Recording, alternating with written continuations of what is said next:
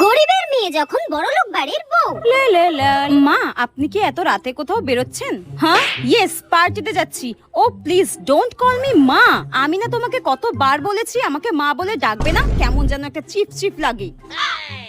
Please call me mom or mummy, আর কিচ্ছু না। কেউ ভূত একটা, যত সব। মা, আপনি ফিরে এসে রাতের খাবার খাবেন তো? তাহলে আমি রান্নাটা চাপিয়ে দিই।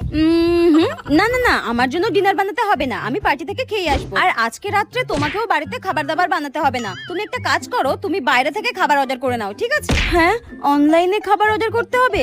কিন্তু মা, আমি তো অনলাইনে খাবার অর্ডার করতে পারি না। হ্যাঁ, তুমি অনলাইনে খাবার অর্ডার করতে পারো না? ও মাই গড, আমার বেটাটা কাকে বিয়ে করেছে?